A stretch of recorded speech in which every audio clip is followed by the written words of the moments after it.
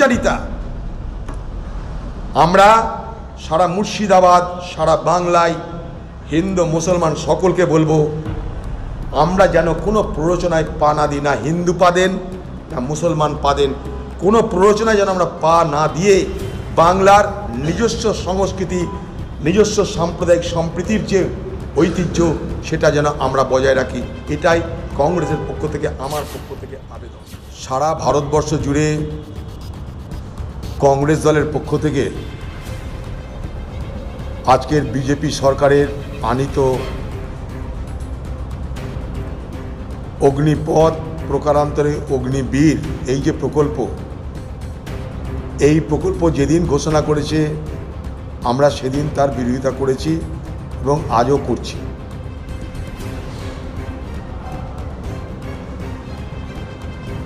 আমাদের বিরোধিতা করার কারণগুলো আমরা বারবার করে স্পষ্ট করে দিয়েছি।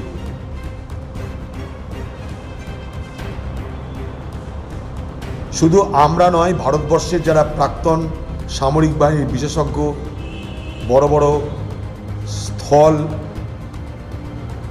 বড় বড় স্থানে, সে স্থলবাহিনী হোক, নৌবাহিনী, বিমান বাহিনী, বিভিন্ন স্থলাভিষিক্ত যে সমস্ত প্রাক্তন সামরিক বিশেষজ্ঞ তারাও কিন্তু এই প্রকল্পের বিরোধিতা করেছে।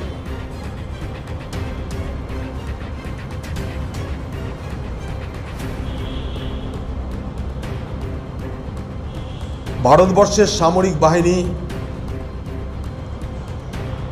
যে সামরিক বাহিনীদের প্রতি বছর 55,000 সামরিক বাহিনীর সদস্য তারা রিটায়ার্ড হয়, প্রতি বছর 55,000। আর এই প্রক্রিয়া দিনের পর দিন, বছরের পর বছর, যুগ যুগ ধরে চলেছে। কারণ বিশাল দেশ ভারতবর্ষ, তাকে চীন সামলাতে হয়, তাকে পাকিস্তান সামলাতে হয়। স্বাভাবিকভাবেই এত বড় দেশকে রক্ষা করার জন্য আমাদের সেনাবাহিনীর প্রয়োজন, এবং ভারতবর্ষের সেনাবাহিনীর বীরত্ব, দৃঢ়তা, হিম্মত, তাদের পারদর্শিতা সারা বিশ্বের স্বীকৃত।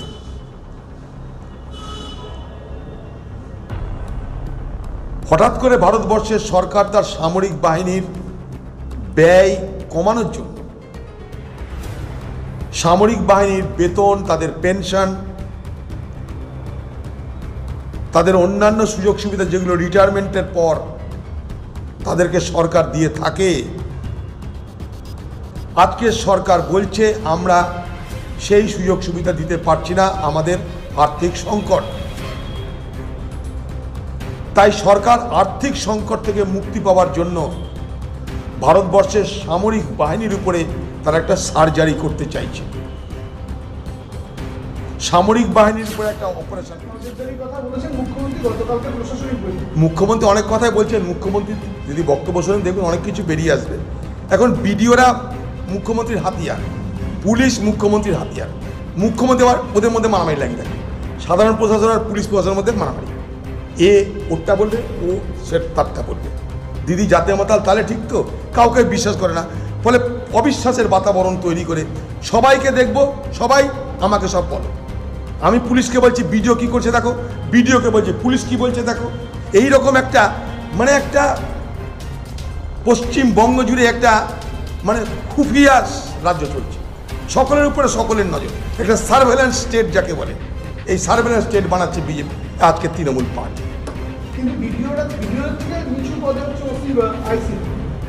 তাতে কি হয়েছে?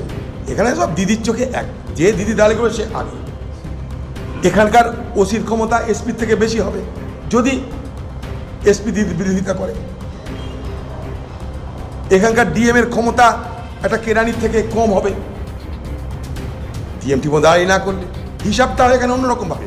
তৃণমূল নেতাদের সার্টিফিকেটে কেউ বড় হয়, কেউ সাধারণ হয়, কেউ ছোট হয়, দিদি সেখানটায় বিচার করে দেখে কোনটা আমার কাছে। তাই সিভিক পুলিশ দিয়ে থানা চালানো হয়, থানা দিয়ে ভিডিও চালানো হয়, থানা দিয়ে পার্টি চালানো হয়, আইসি ওসি এসপি ক্যান্ডিডেট ঠিক করে, ভোট কীভাবে তার প্ল্যানিং তৈরি করে, দিদির কাছে তার ব্লু প্রিন্ট যায়।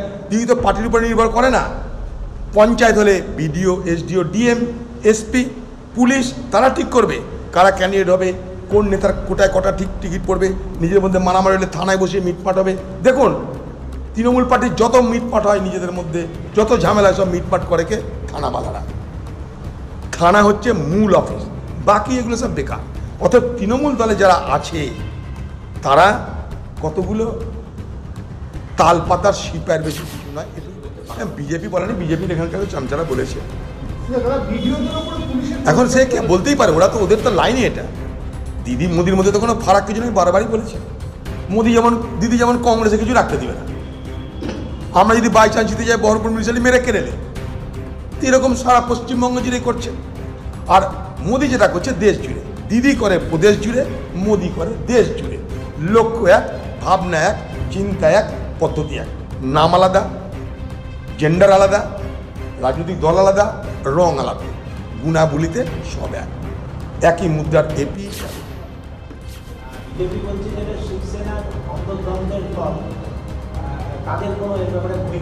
দেখুন বিজেপির চওড়া হাসি দেখলে তো বোঝা যায় কার কত ভূমিকা আছে। সুরাটে নিয়ে যেতে হলো কেন? বিজেপির কোনো ভূমিকা না থাকলে। সব রাজ্য সেরা আসামে নিয়ে যেতে হলো কেন? কারণ সুরাট বিজেপির রাজ্য, আসাম বিজেপির রাজ্য। অতএব সাধারণ মানুষকে অত বোকা পাঁঠা ভাবার তো কোনো কারণ নেই। এটা সহজ সরল সমীকরণ। বিজেপির চওড়া হাসি যেদিন থেকে এই মহা আগাড়ি সরকার হয়েছিল সেই থেকে বিজেপি বলেই দিয়েছিল যে আমরা এই সরকার ভাঙব। আর বিজেপি শুধু মহারাষ্ট্রে নয়, মধ্যপ্রদেশও ভেঙেছে। ভারতবর্ষের বিরোধী যেখানে যেখানে আছে যদি সেখানে ম্যানেজ করে না চলায় তারা, তাহলে বিজেপি সেই সরকার ভাঙবে। দিদির উপরে হামলা হয় না, কারণ দিদি ম্যানেজ করে চলে তাই হামলা হয় না। দিদি আম জাম কাঁঠাল লিচু দিয়ে ম্যানেজ করছে তাই হামলা হচ্ছে না। কিন্তু যখন ম্যানেজ করা রাস্তা যদি না পারে ঠিক মতন করতে, এখানেও হামলা হবে। যেখানে যেখানে বিজেপির বিরোধিতা মনে হবে সেখানে বিজেপি সেই বিরোধী রাজ্যগুলোকে দখল করার চেষ্টা করবে। কংগ্রেস মুক্ত ভারতের সঙ্গে সঙ্গে বিরোধী মুক্ত ভারত বিজেপি করতে চায়। তাই যে সমস্ত আঞ্চলিক দল বিজেপির সঙ্গে আন্ডারস্ট্যান্ডিং করে চলবে তাদের বাঁচোয়া, বাকি সকলের জন্য বিপদ।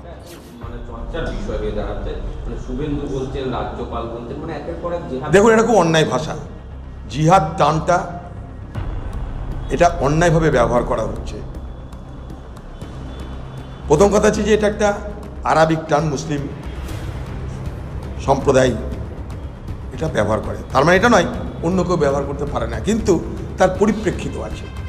যেমন ক্রুসেড আমরা ব্যবহার করি, ক্রুসেডার ব্যবহার করি প্রতিবাদী লোককে, এরকম জিহাদও ব্যবহার হয় অন্যায়ের প্রতিবাদে। কিন্তু এখানে জিহাদ জিহাদ জিহাদ হঠাৎ আসছে কেন? আমরা পলিটিক্যাল পার্টির লোকরা প্রতিবাদ বলতে পারি। আমরা উদয়পুরের ঘটনার তীব্র বিরোধিতা করেছি, সারা ভারতবর্ষে হিন্দু মুসলমান সবাই বিরোধিতা করেছে।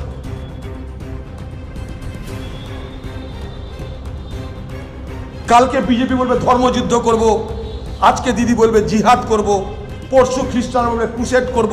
ভারতবর্ষে কি ধর্মযুদ্ধের বিভিন্ন নামের প্রতিযোগিতার মঞ্চ হবে? বলুন। জিহাদ ধর্মীয় শব্দ, আপনার মধ্যে গরলতা দূর করার জন্য লড়াই, আপনার মধ্যে অপবিত্রতা দূর করার লড়াই, আপনার মধ্যে পাপ দূর করার লড়াই, আপনার মধ্যে দুর্নীতি দূর করার লড়াই। দিদি যদি বলতো আমি বাংলার দুর্নীতির বিরুদ্ধে জিহাদ করব, মানাত। দিদি যদি বলতো যে শিক্ষা ব্যবস্থা যে লুটপাট হচ্ছে তার বিরুদ্ধে জিহাদ করে শিক্ষা ব্যবস্থাকে আমি সাফ সুতরা করবো, স্বচ্ছ করব, মানাত। দিদি যদি বলতো আমার দলে যে সমস্ত নেতারা পঞ্চায়েত লুট করে অট্টালিকা বানাচ্ছে তাদের বিরুদ্ধে জিহাদ করব, কথাটা মানাত। তাই আজকের যখন বাজারটা সেন্সিটিভ, সংবেদনশীল, যখন রাজনৈতিক বাতাবরণ, তখন এই ধরনের শব্দ ব্যবহার করার মধ্য দিয়ে সমাজের বিভাজনটাকে আরও স্পষ্ট করা হয় বলে আমি ব্যক্তিগতভাবে মনে করি। আমাদের সংযত হওয়া উচিত। আমরা মানুষের প্রতিনিধিত্ব করি, আমরা হিন্দুর প্রতিনিধিত্ব করি, আমরা মুসলমানের প্রতিনিধিত্ব করি, আমরা ব্রাহ্মণের প্রতিনিধিত্ব করি, আমরা শিডিউল কাস্টের প্রতিনিধিত্ব করি, আমরা খ্রিস্টান, শিখ, ঈসাই, ভারতবর্ষের সব মানুষের প্রতিনিধিত্ব করি। তাই আমাদের ভাবনার মধ্যে সংবেদনশীলতা থাকা জরুরি। অবসরকালীন ভাতা দিতে অপারগ রাজ্য এবং পুরসভা, ভালো রাজ্যের উচিত তাদের দেওয়া, এটাই মনে করি। রাজ্য নিজে বলছে যে আমাকে টাকা দেয় না, আমি কি করবো? তুমি যখন টাকা দিচ্ছ না তখন কি হবে? রাজ্য বঞ্চিত করছে, এটা তাদের অধিকারের টাকা, এটা তাদের পাওনা টাকা, রাজ্য বঞ্চিত করছে বলে আমি মনে করি। তাই রাজ্যের উচিত সেই সমস্ত পুরসভার কর্মীরা যারা সার্ভিস দেয় তাদের যা পাওনা, সেই পাওনা অবসর সময় পেমেন্ট করে দাও। মোদি দিতে চাইছে না, দিদি দিতে চাইছে না, কেন? এইসব চাকরিতে যারা ঢোকে তারা এই ভরসা নিয়ে ঢোকে, আমি কম বেতনে চাকরি করছি একটাই কারণে, অবসর নেওয়ার পর আমার জীবনে আর্থিক রোজগারের গ্যারান্টি থাকবে, তার জন্য তারা চাকরিটা করে। কেন হবে না? দিদি তার জন্য কেস করছেন না কেন? দিদি সব ব্যাপারে কেস করছে।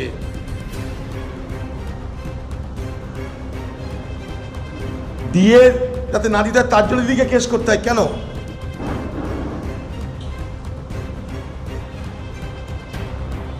পশ্চিমবঙ্গ সরকার বলুক যে আমার ক্ষমতা নেই, আমার আর্থিক সংকট চলছে। তুমি মানুষকে বলছো আমি তোমাকে লক্ষ্মীর ভাণ্ডার দিলাম, এই দিলাম, তাই দিলাম, আমাকে ভোট দাও, আবার এদিকে লোকের পাওনাও দিচ্ছ না।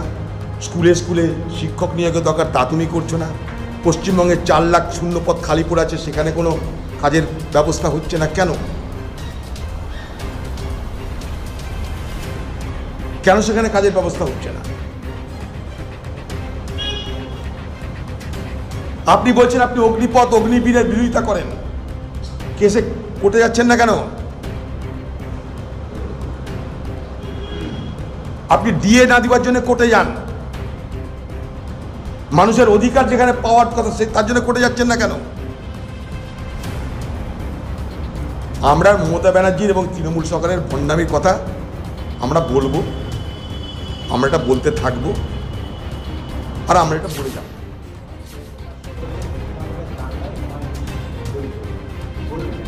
দেখুন, হুমায়ুন কবির সে তৃণমূলেরই এমএলএ, দিদির দলেরই এমএলএ। হুমায়ুন যদি জড়িত থাকে তার মানে দিদি নিজে জড়িত। কেন বলছি? হুমায়ুন যদি জড়িত থাকে তাহলে দিদির দল তো জড়িত। হুমায়ুনের ঘাড়ে চাপানো হচ্ছে কেন? দাঙ্গা কি শুধুমাত্র রেজিনগরে হয়েছে? শক্তিপুরে হয়েছে, আর অনেক জায়গায় হয়েছে, নদিয়ায় হয়েছে। তা আপনার দলের এমএলএ তাকে শোকজ করছেন না কেন? আপনি সব হুমায়ুনের ঘাড়ে চাপিয়ে দিচ্ছেন। আপনার পুলিশ কি করছিল? আপনার ডিএম কি করছিল? আপনার ইন্টেলিজেন্স কি করছিল?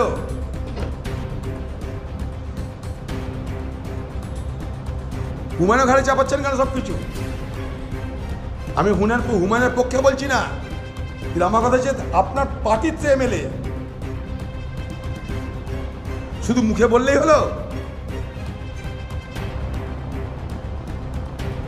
যদি হুমায়ুন দাঙ্গায় জড়িত থাকে আপনি স্টেট বলুন হুমায়ুন দাঙ্গায় জড়িত, তাই দল তাকে গ্রহণ করছে না, আর তা বলতে পারছেন না। আপনার কথায় ইয়াও হয়, উয়াও হয়, এদিকেও ঠিক রাখো, ওদিকেও ঠিক রাখো।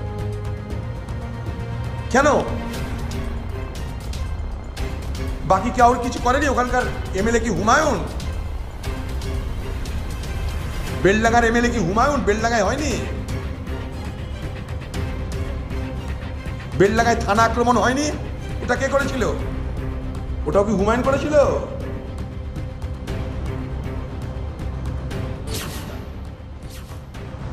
আমরা সারা মুর্শিদাবাদ, সারা বাংলায় হিন্দু মুসলমান সকলকে বলবো, আমরা যেন কোনো প্ররোচনায় পা না দিই, না হিন্দু পা দেন না মুসলমান পা দেন, কোনো প্ররোচনায় যেন আমরা পা না দিয়ে বাংলার নিজস্ব সংস্কৃতি, নিজস্ব সাম্প্রদায়িক সম্প্রীতির যে ঐতিহ্য সেটা যেন আমরা বজায় রাখি। এটাই কংগ্রেসের পক্ষ থেকে, আমার পক্ষ থেকে আবেদন।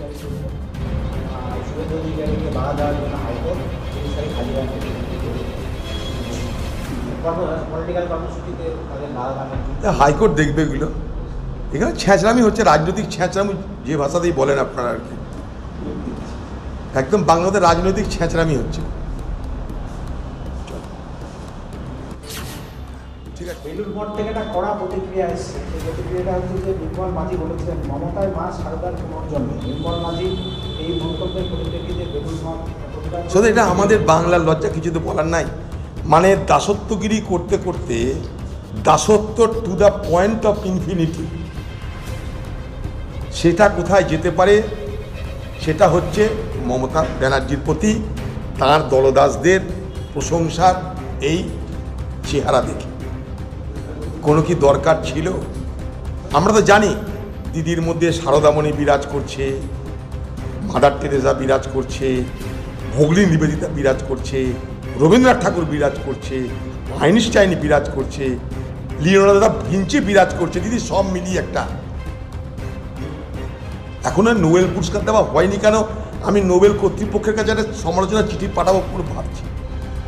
দিদির যদি এতটুকু ভদ্রতা, সভ্যতা, জ্ঞান থাকতো, আপনি দক্ষিণেশ্বর মন্দিরের 10 কোটি টাকা দিয়ে হিন্দু ভোট খরিদ করার ব্যবস্থা করছেন জানি আমরা, অন্তত সারদামণিকে নিয়ে আপনার তুলনাটা করতো যখন, তখন মানা করতেন, দিয়ে বলতেন নির্মল দালালি কর ভালো করে, কিন্তু অতটা যাস না, এত ভালো না নির্মল, এটা অন্তত বলতে পারতেন যে নির্মল এত ভালো না। কুকুরের ডায়ালিসিস করেছিস, আমি কিছু বলিনি। যেখানে মানুষের ডায়ালিসিস হবে সেখানে কুত্তাকে নিয়ে তোর বাড়ির ডায়ালিসিস করেছিস, আমি তোকে কিছু বলিনি, পদ দিয়ে রেখেছিলাম। কিন্তু আমাকে সারদামণি বানাস না। সারদামণি মৃত, তাকে আর জাগ্রত সারদামণি বানিয়ে সারদামণির ভাবমূর্তিকে কলঙ্কিত দয়া করে করে না।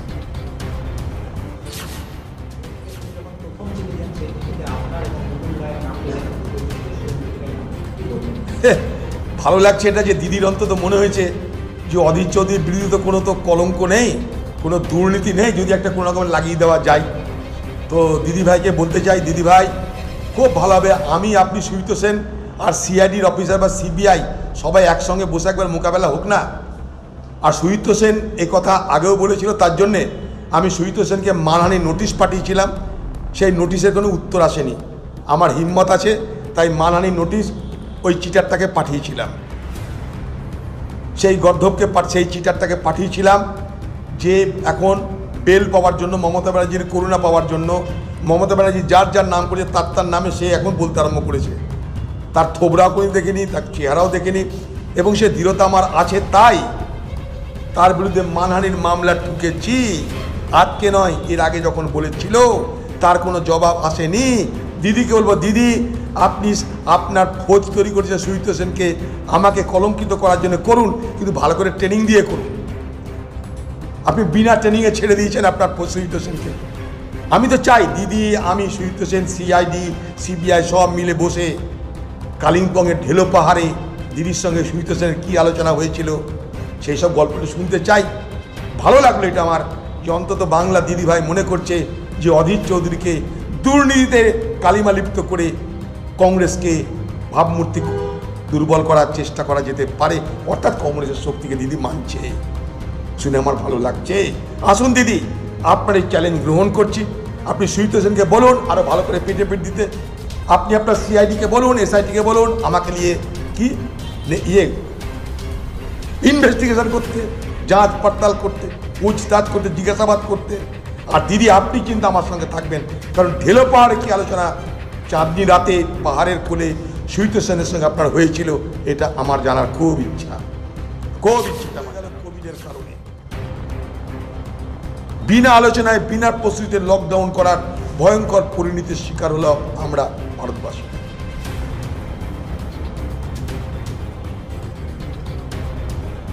তাহলে প্রথম অবস্থায় নোটবন্দির কারণে ভারতবর্ষের হাজার হাজার মানুষের রুটি রুজি সর্বশান্ত হলো। জিএসটির কারণে আর্থিক ব্যবস্থা ভেঙে গেল। লকডাউনের কারণে সেই আর্থিক ব্যবস্থা আরো চুরমার হলো।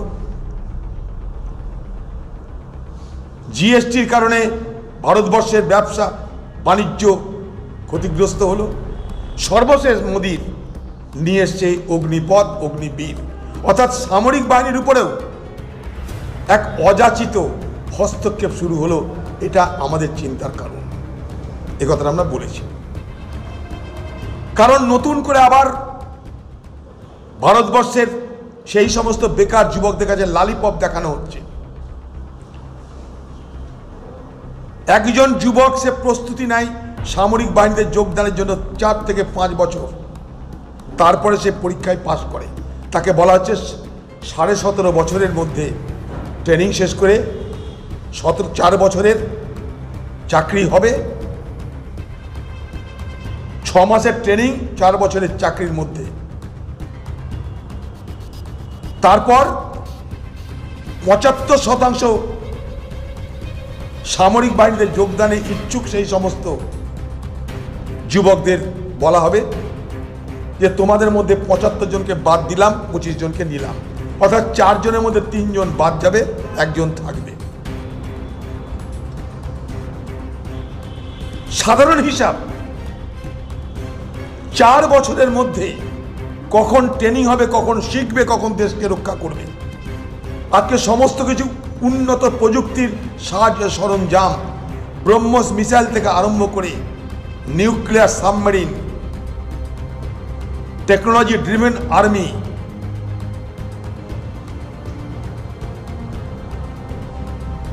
বলুন 4 বছরের মধ্যে ট্রেনিং কখন নেবে, কখন সেগুলোতে পারদর্শী হবে, আর কখন ভারতবর্ষে রক্ষা করবার সময় পাবে। এটা ছাড়াও একটা সামরিক বাহিনীর মধ্যে আবেগ, সম্পর্ক, দৃঢ়তা, সংঘবদ্ধতা তৈরি হতে বছরের পর বছর একসঙ্গে সেখানে কাজ করতে হয়। 6 মাস ট্রেনিং নিয়ে কোনো ফৌজকে আমি কি লাদাখ পাঠাতে পারবো, পাকিস্তান পাঠাতে পারবো? বলে দেওয়া হলো 4 বছর চাকরি, সেই 4 বছরের মধ্যে তোমাদের যখন চাকরি শেষ হবে তখন 11 লক্ষ, 11.5 লক্ষ টাকা পাওয়া যাবে। তারপরে তোমাদেরকে বিভিন্ন জায়গায় নিযুক্তিকরণ করা হবে। কিন্তু সরকারি হিসাব বলছে রিসেটেলমেন্ট ডাইরেক্টরেট, অর্থাৎ যারা সামরিক বাহিনী থেকে অবসর নিয়েছে সেই অবসরপ্রাপ্ত সামরিক বাহিনীর পূর্বতন জওয়ানদের নতুনভাবে চাকরির সুযোগ হয়েছে ভারতবর্ষের 2 থেকে 3% মাত্র। 100 জনের মধ্যে 2 থেকে 3%। প্রত্যেক বছর 55,000 এক্স সার্ভিসম্যান হচ্ছে, অর্থাৎ ভূতপূর্ব সৈনিক হচ্ছে। তাদেরকে আমরা কোথায় দেখি? কোনো মলে দেখি, কোনো বাড়ির দরজায় দেখি। বিজেপি নেতারা বলছে আমরা পার্টি অফিসে দারোয়ানও করতে পারি। তাদেরকে বিভিন্নভাবে প্রলোভন দেখানো হচ্ছে। বলা হচ্ছে 10% চাকরি প্যারামিলিটারি ফোর্সে তাদের জন্য রিজার্ভ থাকবে, বিভিন্ন সরকারি দপ্তরে রিজার্ভ থাকবে, কেন্দ্রীয় সংস্থায় তাদেরকে চাকরি দেওয়া হবে। কেন্দ্রীয় সংস্থায় 42 লক্ষ শূন্য পদ খালি পড়ে আছে, সেখানে ভারতবর্ষের বেকার যুবকদের চাকরি হয় না। প্যারামিলিটারি ফোর্সে যে কোটা এক্স সার্ভিসম্যানদের জন্য ঢোকানোর কথা তা ঢোকানো হয় না। 10% চাকরি প্যারামিলিটারিতে নাকি দেওয়া হবে সেই সমস্ত প্রাক্তন জওয়ানদের যারা 24 বছর বয়সের মধ্যে ভূতপূর্ব হয়ে যাবে। 24 বছর বয়সের যুবকদের বিয়ে হয়, সম্পর্ক হয়, তাদের সংসার করা কাজ শুরু হয়, তখনই তাদেরকে ভূতপূর্ব রিটায়ার্ড করে দেওয়ার ব্যবস্থা করা হচ্ছে। আমরা সেই জায়গায় দাঁড়িয়ে দাবি করেছি যে এই অগ্নিপথ বা অগ্নিবীর সংক্রান্ত যে প্রকল্প সেটা পার্লামেন্টে আনা হোক, খোলামেলা আলোচনা হোক। পার্লামেন্টের ডিফেন্স স্ট্যান্ডিং কমিটি আছে, পার্লামেন্টের আরও অনেক সংস্থা আছে, সর্বোপরি পার্লামেন্টের মধ্যে আলোচনা হোক, সব পার্টি মিলে একটা আলোচনা হোক, বিশেষজ্ঞদের নিয়ে খোলামেলা আলোচনা করে সিদ্ধান্ত নিন। কারণ সামরিক বাহিনী কোনো কারণে দুর্বল হোক, সামরিক বাহিনী নিয়ে অযাচিত হস্তক্ষেপে সামরিক বাহিনীর কোনো ক্ষতি হোক, আমরা কখনো তা বরদাস্ত করতে চাই না। তাই আমরা প্রতিবাদ করেছি। আর দেখুন, ছোট একটা কথা বলি, যখন নোট বাতিল করা হলো, যাকে নোটবন্দি, 50 দিনের মধ্যে 60 বার তার নিয়ম পাল্টানো হয়েছে সরকারের পক্ষ থেকে। যখন জিএসটি চালু করা হলো, 10 মাসে 379 বার নিয়ম পাল্টানো হয়েছে। লকডাউনে দেখেছেন আপনারা দিনে রাতে নিয়ম পাল্টানো, কখন বলছে থালি বাজাও, কখন বলছে তালি বাজাও, কখন বলছে ঘরে টাকা থাকবে না, সন্ত্রাসবাদ থাকবে না, নকশালি থাকবে না।